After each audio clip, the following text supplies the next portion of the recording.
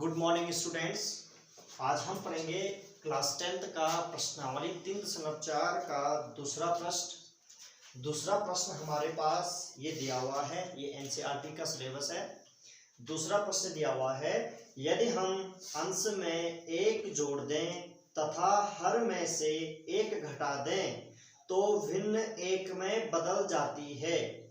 यदि हर में 1 जोड़ दें तो यह 1/2 हो जाती है, तो वह भिन्न ज्ञात करनी है। तो सबसे पहले आप समझो, प्रश्न नंबर 2 का पहला खंड है। ये प्रश्न नंबर 2 का पहला खंड है। सबसे पहले समझो भिन्न किसे कहते हैं, भिन्न क्या होता है। ठीक है, भिन्न वे होते हैं जिसे हम बट्टे के रूप में लिख सकते हैं, अर्थात अंश और हर के रूप में लिख सकते हैं। जैसे मैं आपको बोल दूं 1/2, तो ये अंश हो गया, ये आपका हर हो गया। समझ गए? तो इसे ही भिन्न कहते हैं। तो देखो क्या बोल रहे हैं क्वेश्चन, यदि हम अंश में 1 जोड़ दें तथा हर में से 1 घटा दें तो भिन्न 1 में बदल जाती है। समझ गए? और यदि हर में 1 जोड़ दें तो यह 1/2 हो जाती है, वह भिन्न ज्ञात करें। तो देखो हमारे पास जो भिन्न दिया हुआ है, भिन्न तो दिया नहीं, दे नहीं रखा है, हमने भिन्न ज्ञात करने हैं। तो सबसे पहले मानेंगे कि माना भिन्न, क्या माना भिन्न बराबर x/y। मैं भिन्न को x/y मान सकता हूं क्योंकि हमारे पास दिया नहीं है। समझ गए? अब प्रश्नानुसार क्या कह रहा है, प्रश्नानुसार कह रहा है कि यदि हम अंश में 1 जोड़ दें तथा हर में से 1 घटा दें तो वह भिन्न 1 हो जाती है। तो प्रश्नानुसार दिया है, यदि हम अंश में 1 जोड़ दें, समझ गए, तथा हर में से 1 घटा दें, समझ गए, तो वह कितना हो जाता है, 1 हो जाता है। समझ गए? देखो तो वह इसको कैसे करेंगे, आपको पता है ये कोई भिन्न है। इस भिन्न में जो x है ऊपर, इसको अंश कहते हैं। क्या कहते हैं? और इसको कहते हैं हर। समझ गए? तो देखो क्या होगा, यदि हम अंश में 1 जोड़ दें, अर्थात अंश कौन है, x है, हमने भिन्न मानी थी x/y। तो अंश में 1 जोड़ दें तो अंश है हमारे पास x, इसमें क्या कर दो, बल 1 जोड़ दो। समझ गए? तथा हर में से 1 घटा दें, और हर है हमारे पास y, तो y में से 1 घटेगा। समझ गए? तो भिन्न क्या हो जाती है, बल्कि 1 हो जाती है। समझ गए?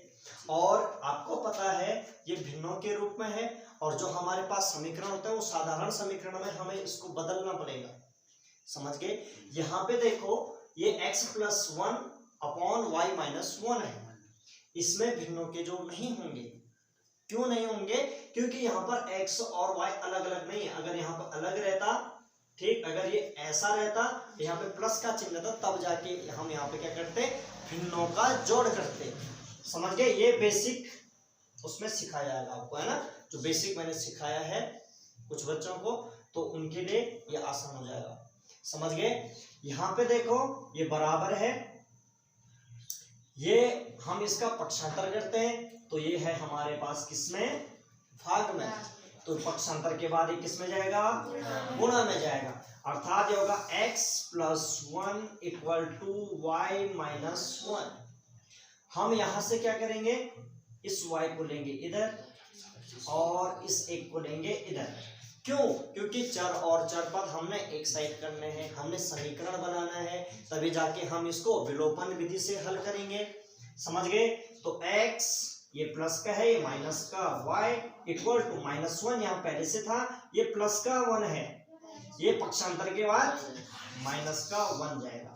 तो x माइनस 1 इक्वल टू, देखो माइनस माइनस का प्लस अर्थात ये जुड़ेगा, एक और एक 2 पर चिन्ह माइनस का ही आएगा। समझ गए? ये आ गया आपका समीकरण नंबर 1 बन गया। किसी बच्चे को समझ में ना आया हो, जिस बच्चे को समझ में नहीं आएगा वो इस वीडियो को घर में जाके देख ले। समझ गए? x minus y equal to minus 2, ये बन गया हमारा एक समीकरण। दूसरे इसी प्रश्न में पूछ रहा है, दूसरा प्रश्न के अनुसार दे रहा है कि यदि हर में एक जोड़ दें तो वह 1/2 हो जाती है। तो प्रश्न के अनुसार यदि हर में एक जोड़ दें, एक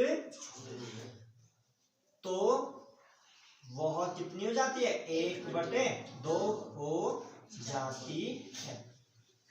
हमने भिन्न माना था x अपॉन y। समझ गए? यहाँ पे देखो ये अंश में जोड़ने को नहीं कह रहा है, ये कह रहा है केवल हर में एक जोड़ने पर। ठीक है, तो हर में एक जोड़ा तो +1। समझ गए? बराबर भिन्न कितनी जाती? 1/2। ये भी सेम वैसी है, बराबर है, पक्षांतर होगा, इसको वज्र गुणा भी कहते हैं। आप डायरेक्ट वज्र गुणा कर सकते हैं, इसके साथ इसका, इसके साथ। तो 2 गुणा क्या? x, 2x इक्वल टू 1 के साथ तो y + 1। समझ गए? ये y है, इसको इधर ले लो, प्लस का है माइनस में चले जाएगा, तो होगा 2x minus y equal to 1, समीकरण नंबर 2। समझ गए? ये बन गया आपके पास 2 समीकरण, x minus y equal to -2, 2x minus y equal to 1। समझ गए? हम इस समीकरण को विलोपन विधि से भी हल कर सकते हैं और प्रतिस्थापन विधि से भी हल कर सकते हैं। आपको यहाँ पे दिया नहीं है, हाँ दिया है यहाँ पे कि विलोपन विधि से ज्ञात कीजिए। आपको प्रश्न में दिया, यदि आपको प्रश्न में दिया हुआ रहेगा कि इसको विलोपन से ज्ञात करें तो आपको विलोपन से ही ज्ञात करना पड़ेगा। अगर आपको वैसे भी इसको प्रतिस्थापन विधि से भी हल कर सकते हैं। ठीक है, अगर आपको दिखाना है मैं इसको फिर प्रतिस्थापन विधि से भी हल करके दिखाऊंगा, परंतु हमारे पास प्रश्न में दिया हुआ है केवल इसको विलोपन विधि से ज्ञात करना है। समझ गए? तो देखो अब यहां से आगे विलोपन विधि से, किससे? विलोपन विधि से। विलोपन विधि से हमने x अपॉन y अर्थात वो भिन्न ज्ञात करनी है कि वो भिन्न ऐसी क्या है जिसमें हम क्या करें, अंश में एक जोड़ दे रहे, हर में से एक घटा दे रहे तो वह 1 हो जा रही, और यदि हम हर में एक जोड़ रहे हैं तो वह 1/2 हो जा रही है। तो हमने वह भिन्न ज्ञात करनी है, यानी x अपॉन y ज्ञात करना है, अर्थात x और y का मान ज्ञात करना है हमको। समझ गए? तो देखो यहाँ पर विलोपन विधि से आपके पास समीकरण दिया हुआ है ये, तो x minus y equal to -2, दूसरा है 2x minus y equal to 1। देखो यदि आप इसको x को भी विलोपित करके हल कर सकते हैं और y को भी कर सकते हैं। वैसे y को करना आसान रह जाएगा यहाँ से। समझ गए? क्योंकि y के साथ y है, केवल चिन्ह चेंज करने पड़ेंगे, y से y कट जाएगा। समझ गए? x को भी करना है, आप x को भी करके देख लेना घर पे। ठीक है, तो मैं करता हूं y को विलुप्त करने पर। तो देखो समीकरण है x minus y equal to -2, 2x minus y equal to 1। ये हमारे पास समीकरण दिए गए हैं। समझ गए? यहाँ पे देखो ये प्लस का है, चिन्ह का परिवर्तित होगा। क्यों होगा? क्योंकि यहाँ पर समान समान प्रकार के चिन्ह हैं, हम y को विलुप्त कर रहे हैं। यदि समान असमान रहते तो हम किसी प्रकार का चिन्ह का परिवर्तन नहीं करते। अब यहाँ पे देखो, यहाँ पे माइनस माइनस है तो हमें चिन्ह परिवर्तन चाहिए, हमको घटाना है, तो प्लस का माइनस, माइनस का प्लस, प्लस का माइनस। देखो प्लस माइनस का माइनस, 2x में से x गया, कितना बचता है? x बचता है, अर्थात -2x + x। इसका मतलब ये तो हुआ, इसका चिन्ह तो अब ये हो गया ना, तो -2x + x। तो देखो प्लस माइनस का माइनस है ना, सॉरी 2x में से x गया, x बचा, बड़ी संख्या का चिन्ह माइनस का तो माइनस x, अर्थात यहाँ पे क्या आएगा माइनस x। समझ गए? माइनस x क्यों आया? प्लस माइनस का माइनस, ये घटा, परंतु x2 बड़ी संख्या का चिन्ह क्या है?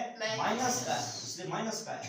प्लस माइनस का माइनस से कट गया, इक्वल टू माइनस माइनस का प्लस, अर्थात ये जुड़ेगा, 2 और 1 3, परंतु बड़ी संख्या का चिन्ह किसका है? माइनस। जब हम किसी संख्या को जोड़ते हैं, चिन्हों का जोड़ या तो घटाना, समझ गए?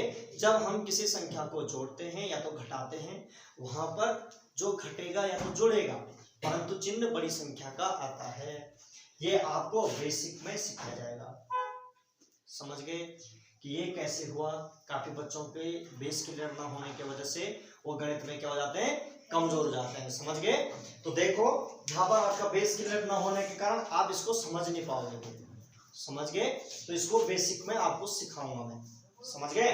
तो देखो यहाँ पे देखो, एक चिन्ह है तो माइनस से माइनस कट जाता है, यहाँ पे आपको पता होना चाहिए, ठीक है? माइनस तो x इक्वल टू कितना होगा? 3, अर्थात उस भिन्न का जो अंश होगा x, वो कितना है हमारे पास? 3 है। समझ गए? और यही यदि हम y का मान निकालना है तो y का मान आप इसी में रख दो, क्योंकि इसमें रखने में आसानी हो जाएगी। आप इसमें रखो, इसमें रखो, आपका आंसर सेम आएगा। तो x का मान समीकरण 1 में रखने पर, तो देखो x minus y equal to -2, ये ना भाई समीकरण नंबर 1। समीकरण 1 और समीकरण नंबर 2 बने हुए नहीं? बने हुए, ये तो है, ठीक है? तो x की जगह पे आपने क्या रखना है? 3 रखना है।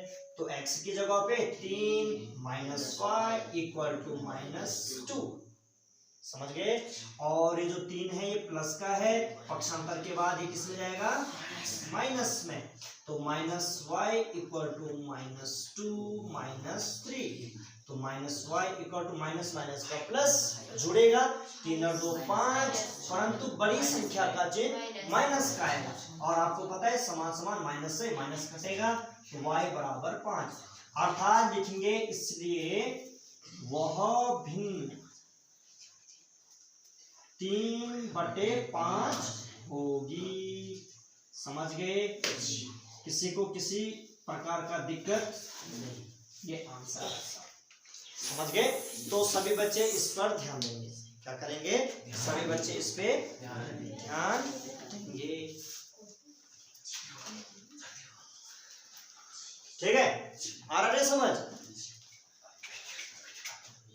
बेटे चिन्हों में फंसेगा है यहाँ, ठीक है? किसमें फंसेगा? चिन्हों में फंसेगा।